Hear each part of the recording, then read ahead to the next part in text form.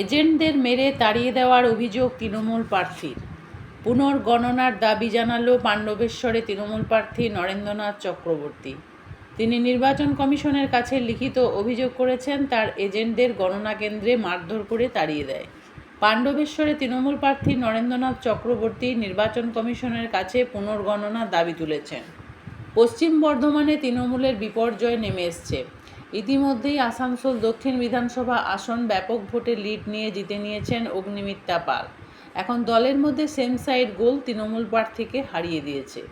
দুর্গাপুরে 3 আসন প্রায় পরাজয় ঘটতে চলেছে তৃণমূল প্রার্থীদের। হেভিওয়েট মন্ত্রী প্রদীপ মজুমদারের পরাজয় প্রায় নিশ্চিত।